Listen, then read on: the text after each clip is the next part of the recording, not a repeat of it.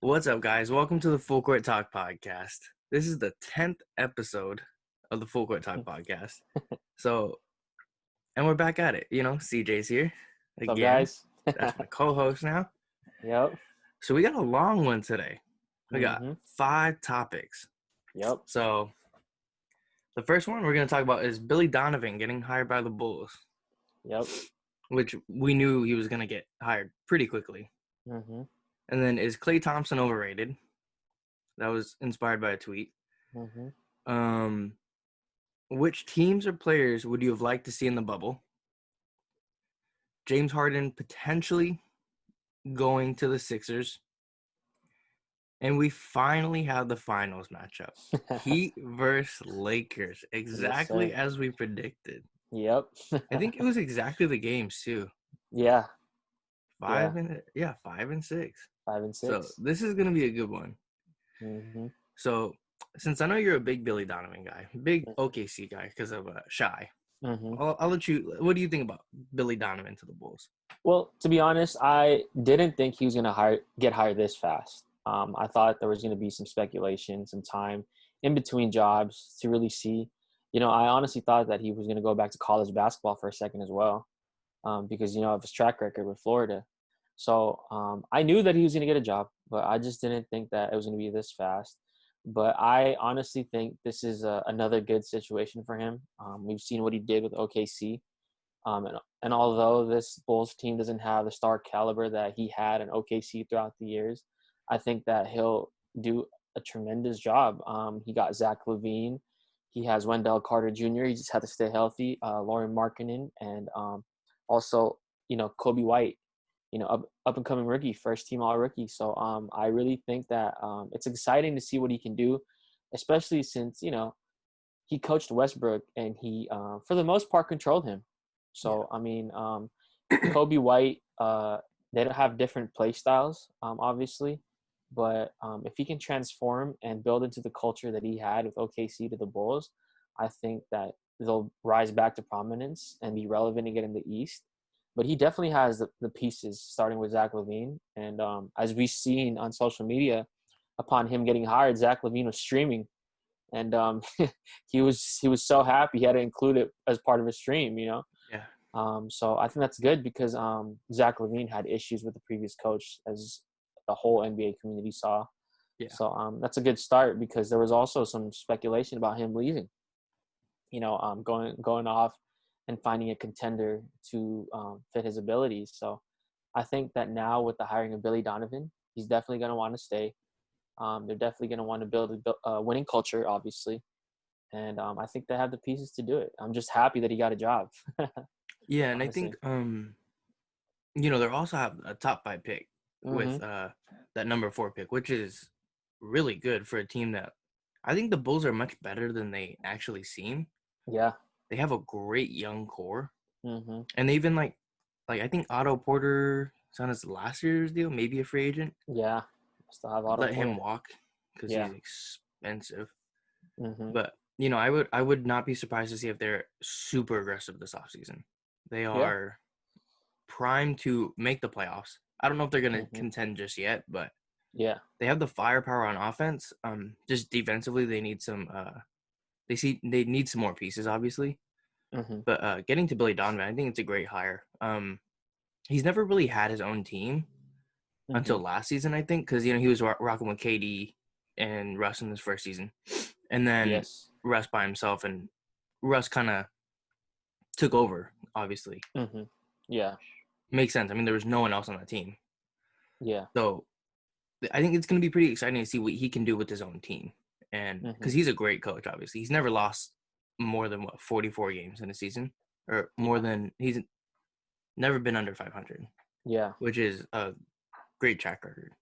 Even though he's had great teams, but he's been able to take some decent Thunder teams and have them make the playoffs at least, which is hard, in the West, especially in the West. The West is tough. Exactly. So I think, even in his first season, they pushed the 73-9 Warriors to 7 games. Yeah. And I'm just like Steve Nash said, that's a win in his book, right? So pretty impressive feat right there. Yeah, it's he's got an impressive track record. Mm-hmm. College, NBA, like he has the track record to be a great coach. So Mm-hmm. this is a great hire by them. Mm-hmm. And in an offseason where there's not really a lot of good coaches, Yeah.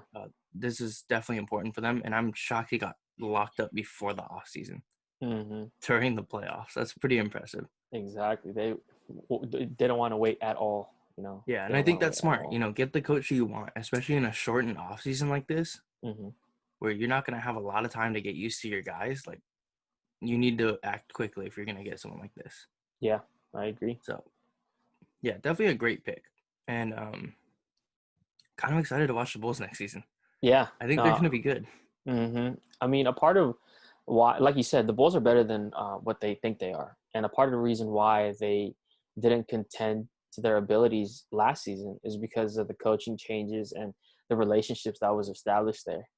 I feel like they could have made a run from the beginning, but since there was just so much turmoil internally, players weren't able to focus. Injuries, obviously occurred. But yeah, definitely next season with Billy Donovan like leading the charge, I definitely think they could push for that 8 seed, maybe higher, especially since it is the East. Yeah. And so, yeah, I'm very excited to see what he does. Very excited. Yeah, it should be a lot of fun to see what this team can do. Yeah. Okay, so the next one's kind of weird. Yeah. I guess, is Klay Thompson overrated? Mhm. So I'll read the tweet. It says, hot Yeah. take, Klay Thompson has gotten extremely overrated because of a few amazing playoff games. He consistently has terrible games that no one talks about. And I had 391 likes, so a lot of people agree with it. Yeah. I don't understand. Yeah. I think it's a terrible take. As a Warriors fan, like, I've seen Klay play a ton. Yeah. And on both sides, he's amazing. Yeah. And it's not just like a few amazing games that he has. He has these like games where he's unstoppable. Yeah. I mean, look at that game against the Bulls when he hit like 14 threes. Mm-hmm. Couldn't stop him. And then Yeah. what about like game 6 Klay? Yeah. That is a real thing. It's not Mm-hmm. like playoff P. Yeah. Klay will come out for your head Yeah. if he needs to. Mm-hmm. And like I think people really take the Warriors for granted at times. Yeah. Because they were so great. And I Yeah. think when you think about having your third option be Klay Thompson, Yeah. that's insane. It is. It Not definitely is. like, and to even say like people were saying that he's not even like one of the best shooters, and it's crazy. Yeah. Takes one season off, and people forget. Yeah. People forgot how good he is. Exactly. Exactly what I wanted to say. Like, first of all, that tweet is ridiculous. Obviously, like, I'm not a fan of the Golden State Warriors. However, I do recognize greatness when you see it. You see what Klay and Steph did for the culture of the NBA, and some people have the audacity to call him overrated, which is insane because Klay works hard. He keeps to himself. He doesn't even say much. He does things well on both sides of the floor.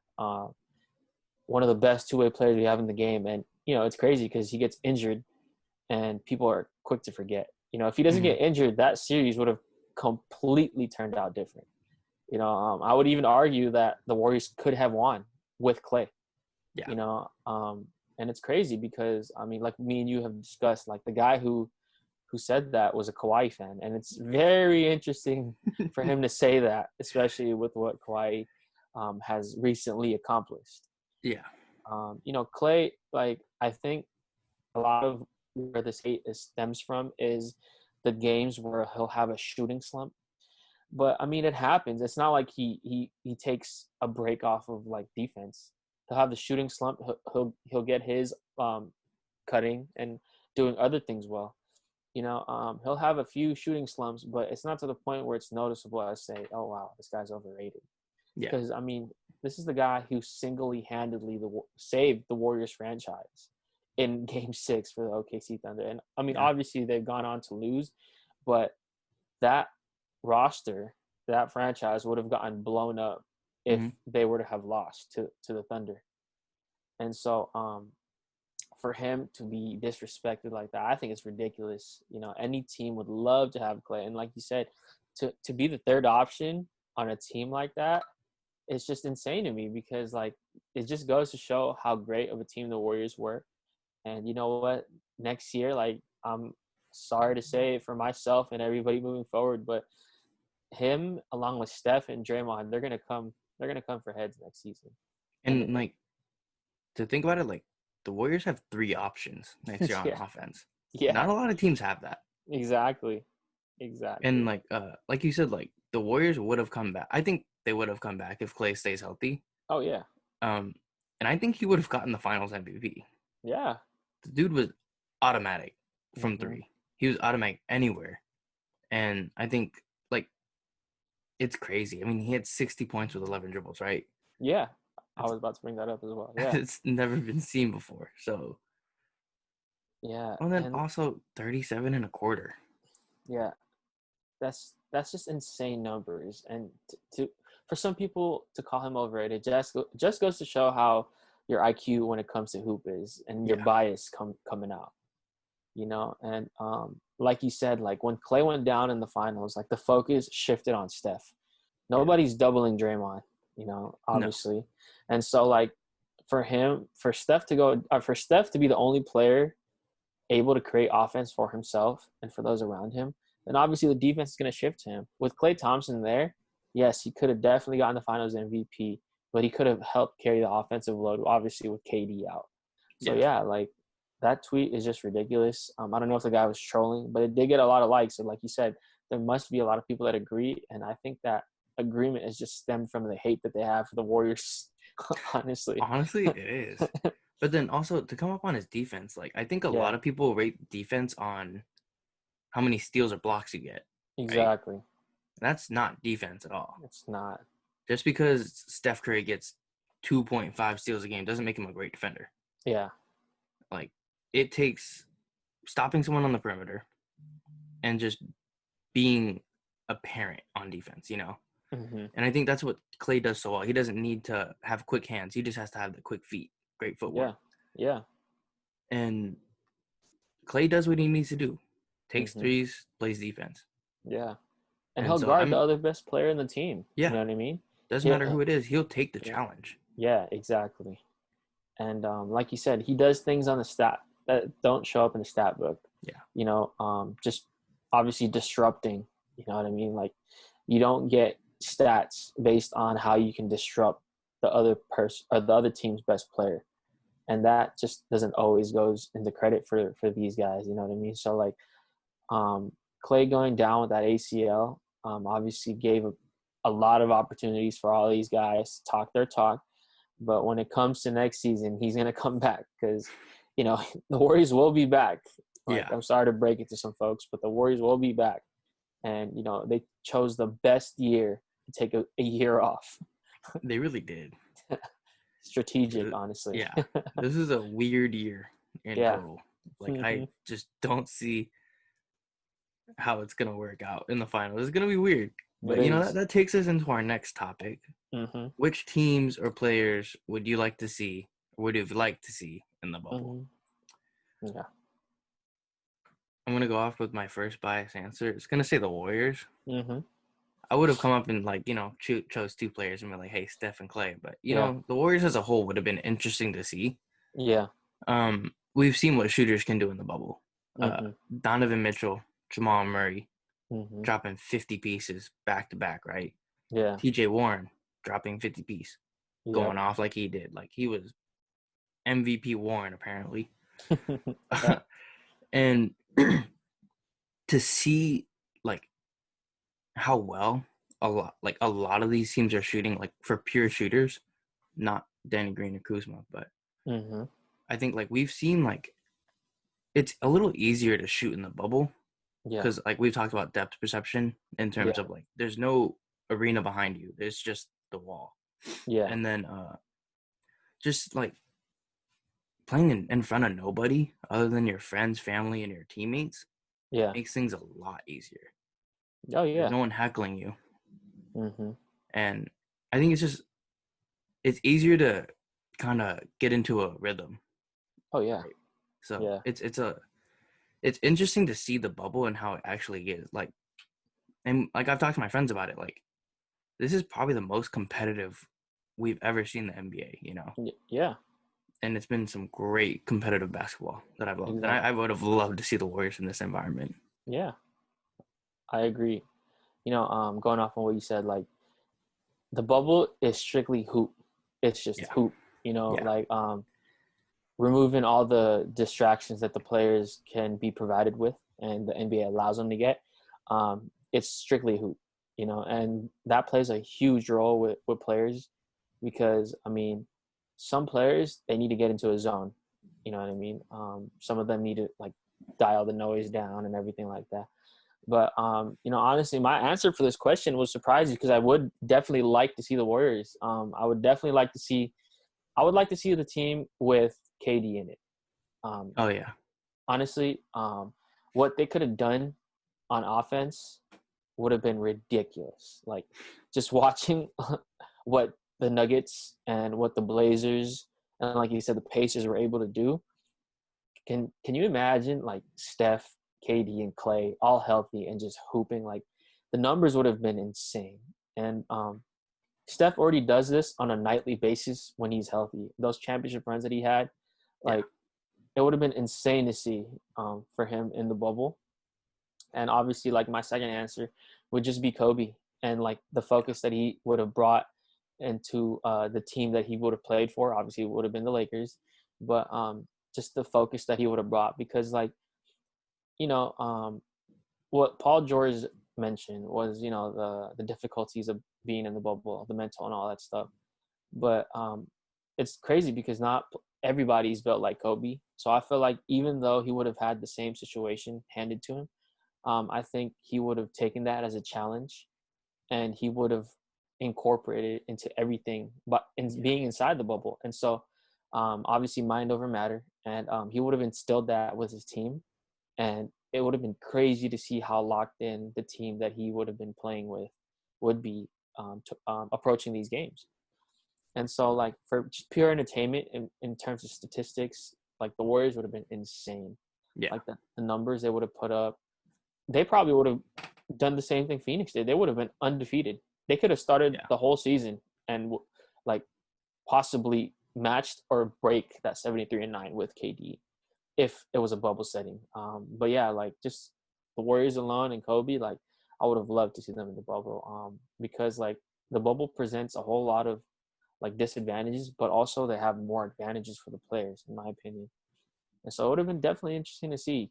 But, considering the way things are going and seeing how the pandemic is progressing right now, I feel like we might get another bubble setting. And, like a healthy Steph and healthy Klay are coming back and KD coming back from Brooklyn, So I guess we'll somewhat see it, but just in several teams. I think I've seen the NBA talk about like they're informing teams to get their arenas ready for next season. Okay. So they might just play in empty arenas, is my guess, and then maybe they'll move the playoffs back to a bubble setting. Yeah.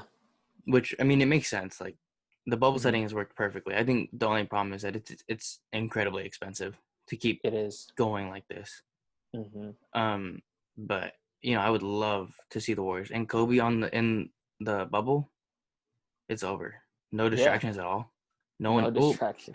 Only thing I could see is he thrived off of heckling.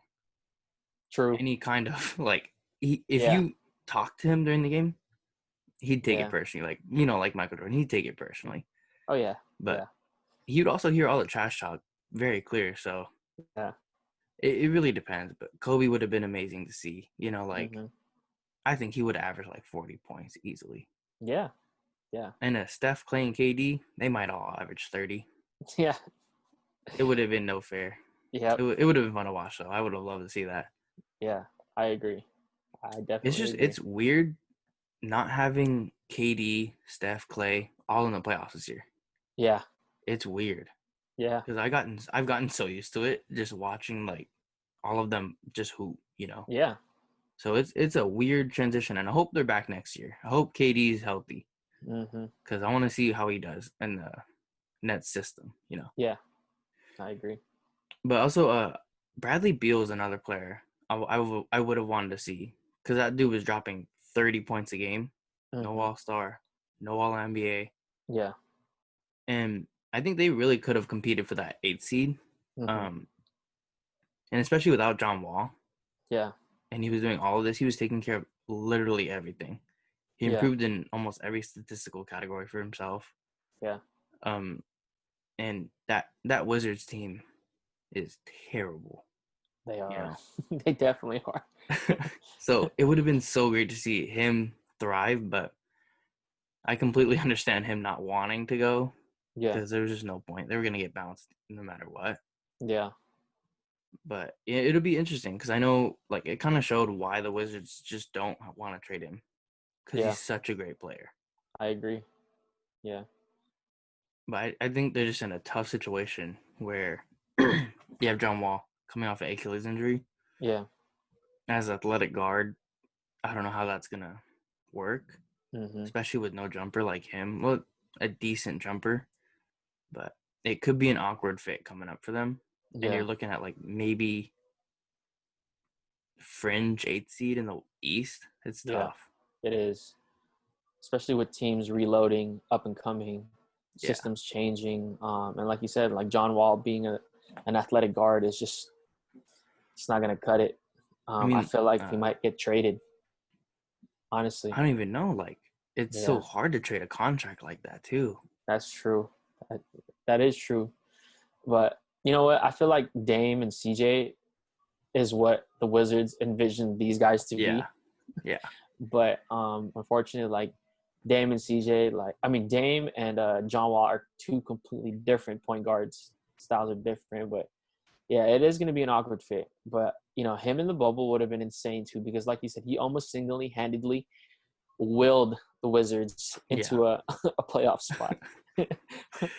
Yeah. Is that like they're not a good team? They're not. They're terrible. Rui Hachimura is good, but like he has a very low ceiling. I think like he has that kind of like you see what you get. You know, he's a good scorer, not a great defender.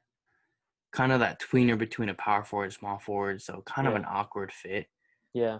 But I hope he can get it going because he could be really good. But that Wizards team is they've been in a tough spot for a lot of years. Yeah, and it's not going to get easier. Exactly.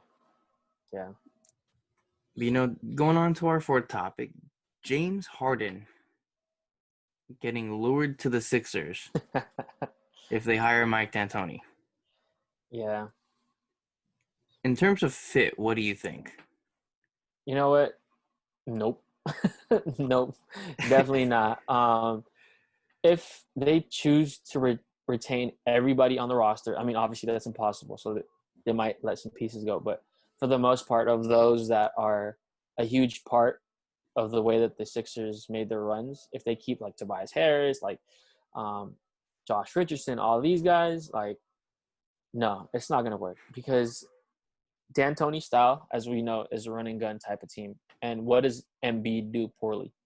Get back on defense and run. Exactly. And so, like, it would not work. I definitely don't think the Rockets would give up James Harden. If anything, they'd try to give up Russ first, you know, because that experiment failed. So, you know, Sixers hiring D'Antoni would be great for them if they get rid of Embiid. Yeah. You know what I mean? But if you want to talk about pairing James Harden with Ben Simmons, I don't think that would be a good matchup. I mean, a good duo either. Both of them require the ball. James Harden can definitely play off of Ben Simmons because Ben Simmons can't shoot, but it's established that this is Ben Simmons' team. Yeah. You know, he already has a power struggle with Embiid. And so I just don't think it would work out, let alone the Rockets would allow it.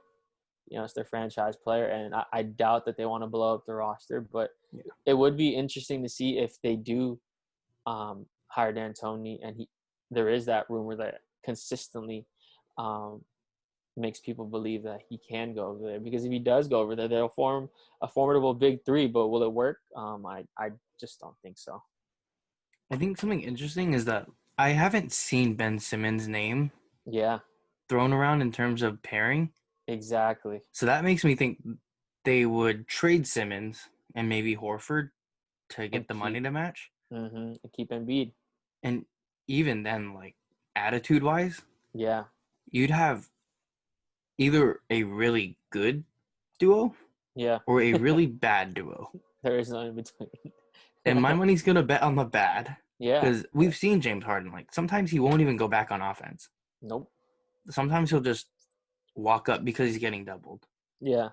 And it's like, you need to have more energy than that. Like, if you're my leader and I'm seeing you walk up the court, What that's am I gonna think? ridiculous. Yeah. Yeah, and it's Exactly. like, okay, what am I gonna do? And Yeah. especially with a team that needs shooting, Mhm. James Harden's not a great shooter. Yeah. He takes a lot of threes, but I have him on my fantasy team. He'll Yeah. go 1 for 13, 0 for 15 from three. Yeah. He will just launch threes. Yeah. And Embiid's not a knockdown shooter, but he Definitely wants to not. be. Yeah. He doesn't want to play back to basket anymore. That's the main reason I think they're trying to get D'Antoni, because he Mhm. doesn't post a lot. Yeah. But also, Embiid deals with a lot of injuries. Yeah. So I'm not sure why you'd trade Simmons, someone that's younger, on a Yeah. longer deal Mhm. and is capable of being one of the best small forwards, or like Yeah. people that can play almost any position. Yeah. Great on both sides, Mhm. Like, we've talked about this before. We would trade Embiid. Oh yeah. Bigs aren't that important anymore. You Yeah. don't need to be paying a max contract big. You Yeah. could easily get a really good center like a Rashawn Holmes for Yeah. cheap now, Yeah. and he'll do what he needs to do: rebound and catch a lob. That's Yeah. all you need a big to do now. Back to Exactly. basket just isn't a thing anymore. Yeah. And you know what? Going off of what you said, like if they do like trade Ben Simmons, Tobias Harris to make room to get Harden, yeah, it would work great if they stay healthy. But like we said, Embiid is injury prone, unfortunately, and if Harden is looking for a change of scenery to advance further into the playoffs, this is not it. Because let's say that they do get paired together, him and Embiid. Embiid goes down, he's looking like the Rockets all over again. Same exact roster. They're not going to have a big. I mean, because like you said, it would take probably Simmons, Horford, and like Tobias or something like that to get to in order for him to even come to Philly. So Yeah. a roster constructed similar to the Rockets would have to be what he's going to be dealing with. And so the problem here is that both of them, like we said, they don't show effort a lot of the times during games moving forward. And so that would definitely be an issue. Chemistry would definitely be an issue. I mean, we've seen what Harden can do with bigs, what he did with Dwight, what he did with Clint Capella. Like, yeah, I'll admit that. But those guys weren't in Embiid's caliber and mindset that he's established since coming to the Sixers. And like you said, he doesn't want to play back to the basket no more. He wants to be a stretch big. He's capable of knocking that three down, but it's not consistent enough to the point where he's a threat out there. And yeah, health is like the number one issue here, and I just think that it wouldn't match up well because ultimately, the pieces that would have to be given up for Harden to come would give him the same setting that he had with the Rockets. And like you said, you don't need the bigs anymore and all that stuff because they found success with that small ball lineup. And hiring D'Antoni would be interesting to see because, I mean, of how they would transform their whole culture because they've had like players that don't shoot, that can't shoot. Yeah. So how do you go from having a team like the Rockets who have multiple shooters who play like, okay, live and die by the three, to going to the Sixers? You know what I mean? Depending on who they have. But yeah, I just don't think it would be good for James Harden for a decision like that. Yeah, yeah. And they'd have to trade him. He's still on a 2-year contract, I believe. Yep. So you'd be, like you said, you'd be giving up a whole lot Yeah. for a guy that you're basically just constructing the Rockets. And Mm-hmm. like another thing to go off of, James Harden is terrible off the ball. He is. He can't shoot, catch, and shoot. And it looks like he almost refuses to play off ball. Yeah. Because he'll just stand there and just break the play. Yeah. Like, this comes back to his attitude. And I think maybe Houston babied him. Mm-hmm. And he just didn't – I don't know. He just seems like he's kind of become a prima donna at times. Yeah. Like we said, he comes back slowly on offense because he's getting doubled.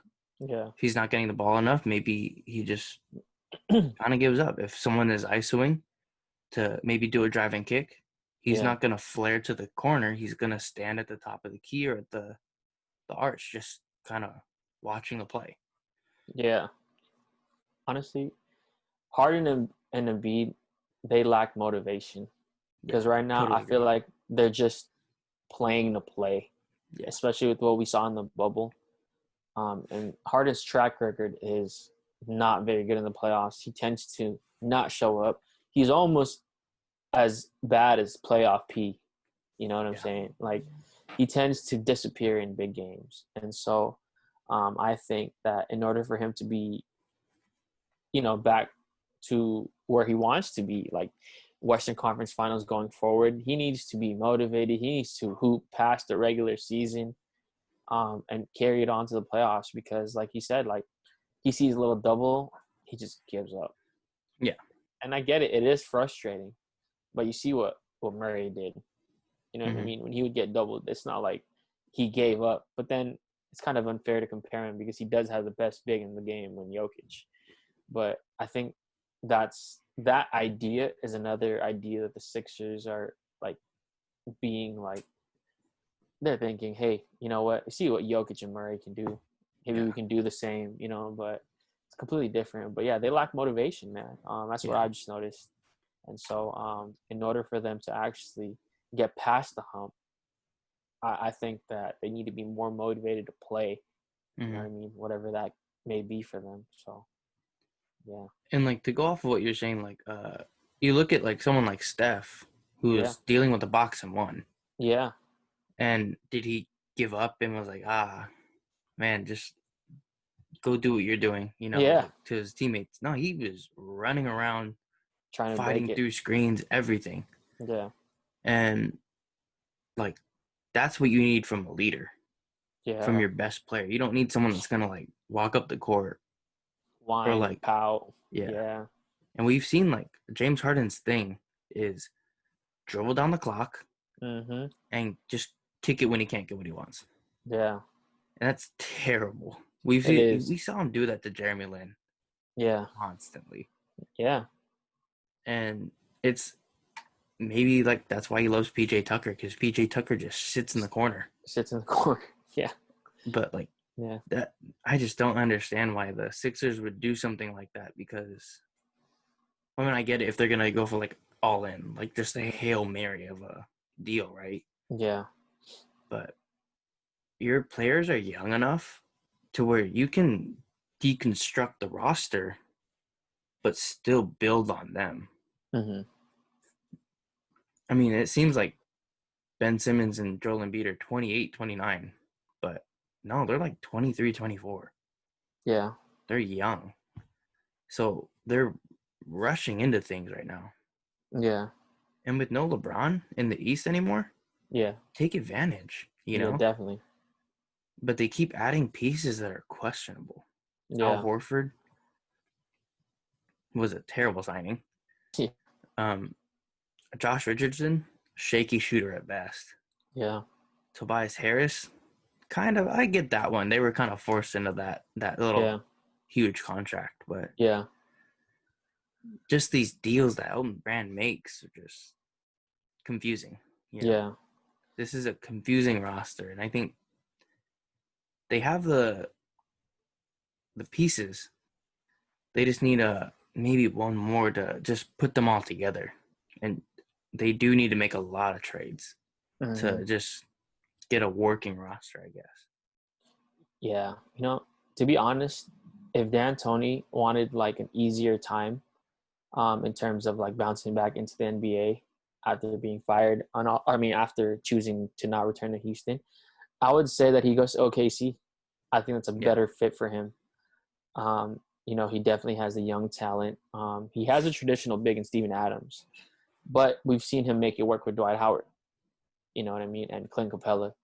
And so with the pieces that they got over there, I feel like it's better fit for D'Antoni as opposed to the Sixers. And so I feel like the Sixers, if they do want a chance at Harden, and they do want a chance at making this all work and going all for all three, perhaps Harden, Simmons, and Embiid, I feel like they should try luring Scott Brooks. Yeah. I mean, honestly, like that would probably be the best bet because, this is a guy that has experience with Harden and has experience with working with like more than one star, and having an offense that goes through the big sometimes, as he did with Ibaka, with the Wizards when he had the Polish Hammer. And so, like, and Jan Mahimi, these guys. So, I definitely think in order to make it work, I feel like another coach might be best suited. Yeah. But in terms of D'Antoni, like, if he wants a better fit, just overall, I think the Thunder are the way to go. And I wouldn't be surprised if they started looking at him, just considering with what he's done. I just don't know if they would if CP3 decides to stay because, the relationship they got. So, yeah. But I really think that if D'Antoni was to go to the Thunder, he would completely transform Shai. Yeah. And I think that would be the idea there because Shai is such a great player. Yeah. And if you give him a run and gun offense, Tony, that would be insane because Shai already shows so many like flashes of greatness. Exactly. So that would be a great signing. Yeah, I think that would be that's probably the best place for him. Actually, now that you say that. Yeah. Yeah. Plus, he gets the keys to the offense, right? Off the bat. A place like the Sixers. Yeah. You have what you need. You don't really you have an idea of what you need to do. The Thunder, it'd be a lot more. I think it would be a challenge. Yeah. But you'd also get to work with some great young talent. Yeah. Yeah. Exactly. And you get to trade Chris Paul. Paul. I'm assuming he's on his way out. There's no way they keep him. Yeah. Unless for some reason nobody wants him, which is I'm pretty sure the Knicks want him pretty badly. Yeah. I think that's honestly very true, especially with Billy Donovan gone at the helm. I think Chris Paul is getting traded. I don't think he's going to stay. This experiment worked for the year. They did make the playoffs. Unfortunately, they weren't able to advance, but I think his time there is done, unless whoever they get buys him into what they want to do. But, I think that's too hard, especially at this stage of his career. So, yeah, I agree. He's out of there. Yeah, I could even see the Lakers trying to push for him. Oh, because they need a point guard, and he's a point guard. So, yeah. And the Lakers should not have a problem with going into the cap. They're rich, so yeah. Yeah. Anyway, so the finals matchup. Yeah. We predicted this. We knew it was gonna happen. Yep. Now Wednesday night is the first game in the finals. Yes. We've been waiting for this all summer. It's now almost gonna be October. Yeah. We're finally getting the finals. I know. Your Lakers are in it. Yes, sir. Do you still stand by Lakers in 6? I do. I do stand Lakers in 6. I was actually having a couple discussions with some of my Laker friends. And don't get me wrong, they're very knowledgeable. However, their predictions of Lakers in 5, I just don't see that. Yeah. That's disrespectful to Miami, Spoelstra, and what he's done with the team. I don't think the Lakers are going to finish it in 5, nor sweep. I do think it's in 6. And I also want to go on a limb and say that the Heat might even take game 1. Although the Lakers, have enough rest, they've advanced earlier. I do think they're more than capable of winning the first game, especially with the firepower that they got. But one of my friends has brought an interesting topic to me that I also want to say is that the Heat don't have anybody that you need to double. honestly. That's true. With the defense and the players that the Lakers have, Caruso, Danny Green, KCP, those three guys alone can take their time with Duncan Robinson and Tyler Hero. Jay Crowder will make the occasional three, but he's not really that much of a threat. No. And LeBron could stick with him, if he needs to. They were teammates, so they obviously know how each other plays. But on the other side, Miami has bodies to throw at LeBron as well. Obviously Jimmy Butler is going to take his time, Jay Crowder, and they can even incorporate Derrick Jones, to come off the bench and guard LeBron. Because surprisingly, as athletic as he is, that's who Miami has for certain defensive assignments. Yeah. And so those three can take their time with LeBron, and obviously Spoelstra knows LeBron after coaching him and coaching against him for so long now. So it's going to be interesting to see. But I do believe, although Miami does have enough firepower, I think the Lakers will finish it in 6 games. I predict that the Lakers might lose game 1, and I also believe that they might lose game 3. And then after that they'll get it together, hopefully, and close it out. But Miami is probably going to be the second best team that they face after the Nuggets, because the Nuggets were just ridiculous. And it's crazy because LeBron closed them out, right? And he got a lot of the credit, but we seem to forget what he was doing the whole series. He was playing great, but it wasn't to the point where people held him at, And man, speaking of the Nuggets, we barely got past them. And with this Miami matchup, there's no room for error because they'll make you pay. Yeah. They don't give up. They don't take possessions off. Spoelstra is a great coach. I've heard Heat in 7. That's honestly a valid prediction. That can definitely happen. It can even happen in 6. Especially you also want to monitor what AD's health is. He had a couple of injuries. He had a couple of injuries. Playing with that sprained ankle. And so I also think that Bam Adebayo will have his work cut out for him because as great of a player he is, with the teams that they've matched up against this whole postseason, they are not anywhere near AD's level, and the Lakers are able to throw JaVale and Dwight on him after facing the best big in the league. So Bam Adebayo will get his, and I also think that he can hold his own against AD because AD is soft.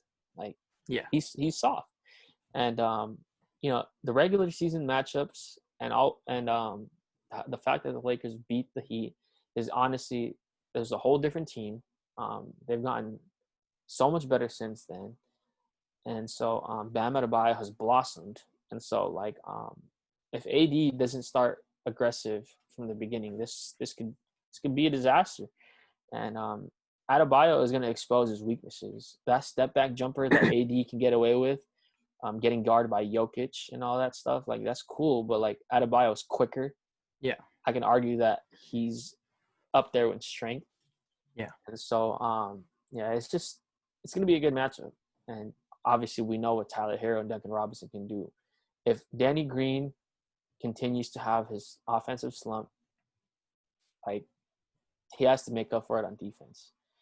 KCP, obviously, I want to apologize to KCP. He's definitely got so much better, but he can defend as well. Kuzma too. I've lost faith in that guy. I don't even acknowledge him being on my team. No. Honestly, that's where the Miami Heat have to exploit the Lakers. When Kuzma's in, because I don't understand why Vogel keeps putting him in. I don't understand the trust that he has in him. It's not happening, man. It's just not. And so ultimately, I do still believe Lakers in 6, but it's not going to be easy path at all.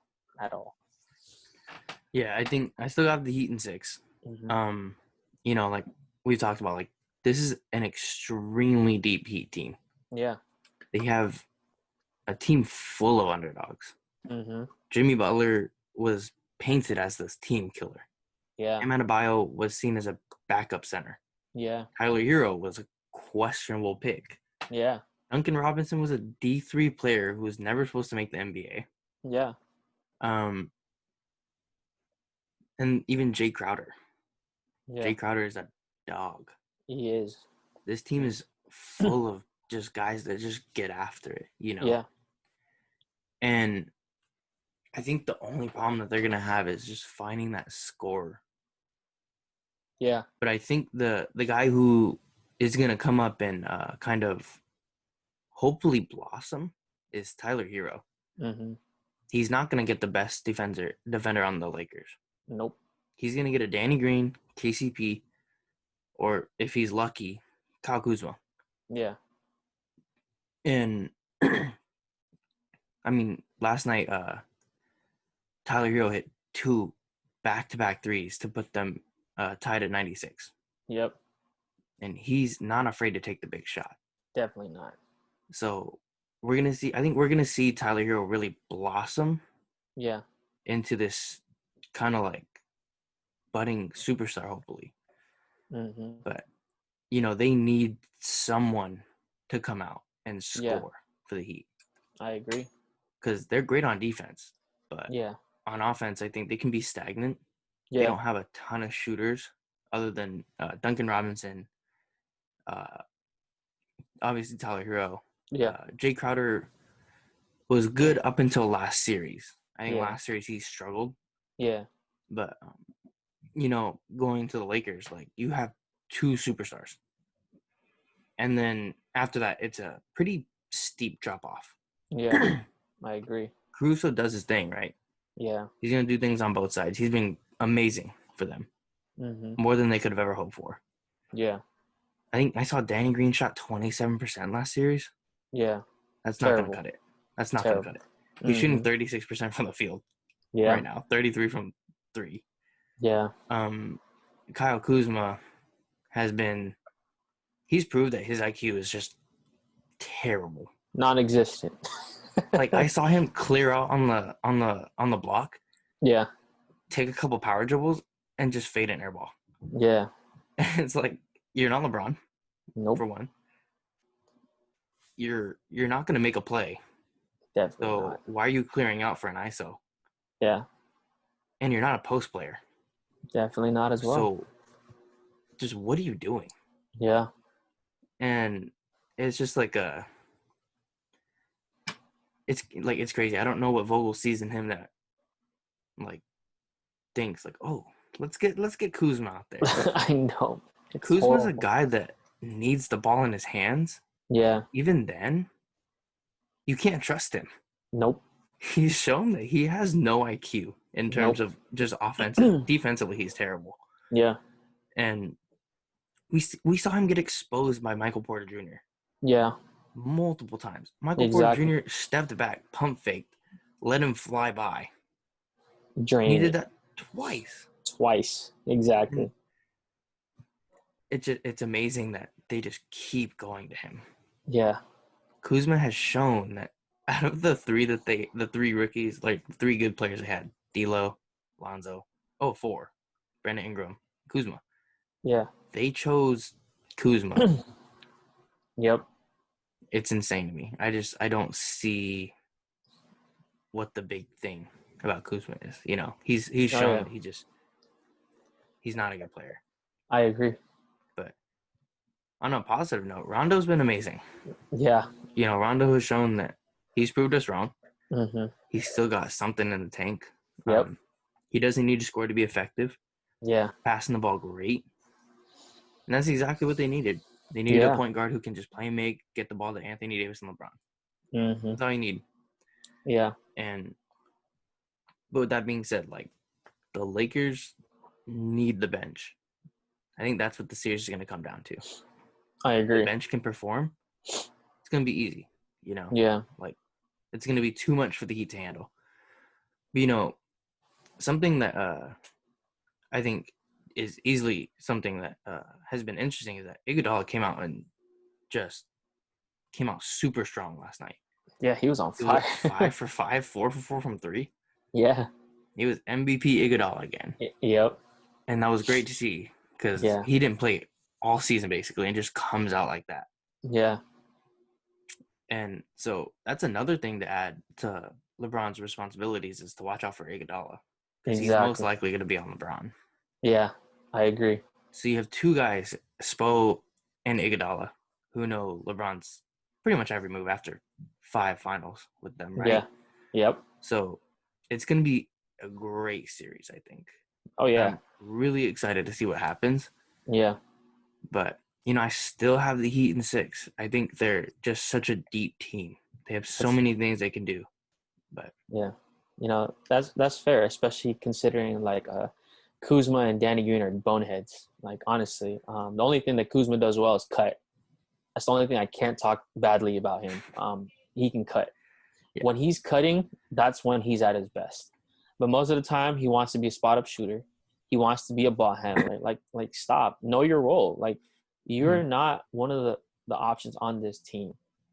Like going forward, the Lakers said it himself that there is no third option. It's just the whole team as a collective unit because yeah, everybody can step up. And I feel like they only said that because they know Kuzma's not capable of it. You know what I mean? And Danny Green has shown time and time again in the finals. He seems to step up. So I'm praying for that. You know what I mean? But I don't think it's going to happen. And honestly, I completely forgot about Iguodala being on the Heat. yeah. He's another defender you can throw in at LeBron. That makes it 3. You know what I mean? Add that with, like you said, Spo's knowledge of how LeBron is and just playing against him through all this time and seeing how the Lakers play. That's going to be a problem for the Lakers. So LeBron definitely has to bring his A game every single time because he's going to see 3 defenders. And I want to bring something interesting up from the Heat as well. Like you said, they are deep. So with that said, Kelly Olynyk didn't get a lot of PT last series, and I feel like that's going to be increased this one because obviously they're going to need a lot of bigs. And I would even argue that Myers Leonard might even see the floor again. You know what I mean? When the Lakers matched up with Miami, in Miami, he was the one, or actually no, in LA, he was the one that was a starting center at the time. And yeah, they were undermanned, but for a while he held that position. He anchored it. So he has experience playing against the Lakers as well. So Spo will definitely keep that in consideration. I'm curious to see what he does with Kendrick Nunn because he hasn't had a lot of minutes, which is crazy considering how well he did in the regular season.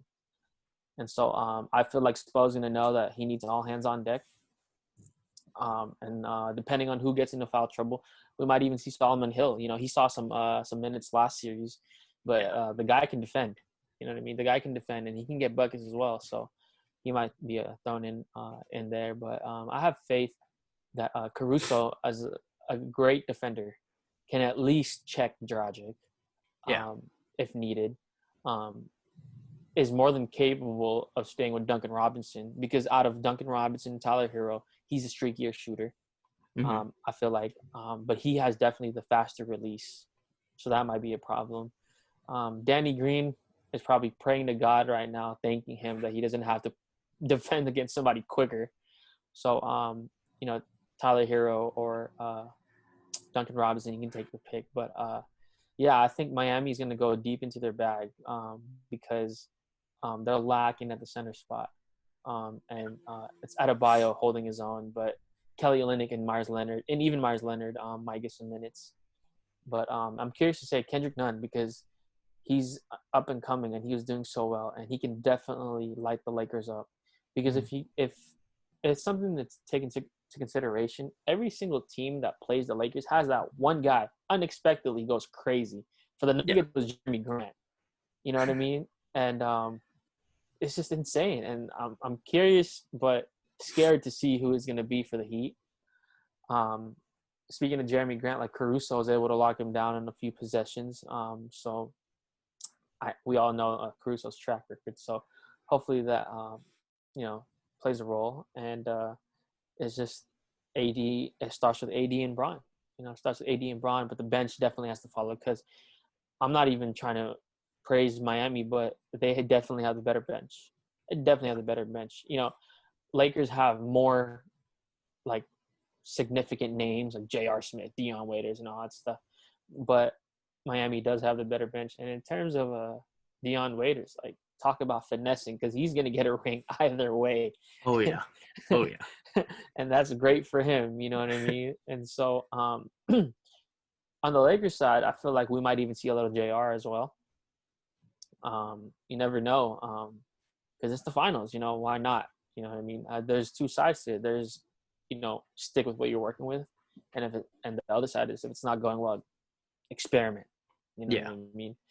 And we've seen Vogel go into Horton Tucker as an experiment with the Rockets. But I mean, we'll see what how it is this time around. It's definitely fair. Like I'm definitely not going against your prediction of the Heat in 6. Yeah, because it's more than capable of being a reality. Especially knowing what the Lakers tend to do. You can't take any chances with this Heat team. They never give up, and I feel like in terms of who the Lakers have matched up with, aside from the Nuggets, they haven't faced a team with this kind of defensive power. You know what I mean? And that's going to play a huge role because AD and Bron, they always think that they can dominate with who they play against, which is fair. But the Heat play collectively on defense. You know what I mean? And so, forget the regular season records, forget the numbers that they put up because this is the finals. And the Heat, they deserve to be there. And like Bam said, everybody on this team is playing with a chip on their shoulder, and that's a dangerous team to play against. So, yeah. I'm definitely excited for Wednesday. I think it's going to be a great game regardless. Yeah. And I think the Heat they have a lot to go off of. You know, I think when you go to the playoffs, you have 7-8 man rotation. Yeah. You know, the Heat are capable of running 11, 10 guys. Yeah. Which is rare to even see. Mm-hmm. And, going off of Bam Adebayo, Goran Dragic, they have guys that can just get loose, Yeah. They have some great pieces on this team. So I'm excited to see what happens. Mm-hmm. But, yeah, like we said, it comes down to the Lakers and their bench, Yeah. Their bench needs to perform. Mm-hmm. So I could definitely see it going either way, but I'm kind of glad it's not the Celtics because I honestly think they would have gotten swept or bounced in 5. Yeah. The way they were struggling on offense was they would just struggle in the beginning and then creep back in the end, and you can't do that against the Lakers. Yeah. They can't close games out, man. Honestly. No, they're too young. Yeah. They're too young. Kemba Walker was shaky throughout that whole series. Yeah. And then kind of weird, Gordon Hayward missed the birth of his kid to lose in 6 games. Yeah. Which was a show. Yeah. And I think he was 0 for the game. Yeah. So he had a tough game, tough series. Yeah. Tough series. Like we said, this was the wrong series to come back to. Yeah. It was not smart to come back. I think he would have been better off going to see his kid. Yeah. Yeah. Yeah. But, that's our 10th episode. Thanks for hopping on again. This was a lot of fun. Of course. I'm excited for the finals. Same. Finally get to see the finals. And I think it's just going to be so much fun to see. Yeah. But if you like what you saw, like, comment, and subscribe. Also, be sure to check out the website, fullcourttalk.com. All of our social media, everything is going to be down low in the description. But catch you guys in the next one. Thanks for watching.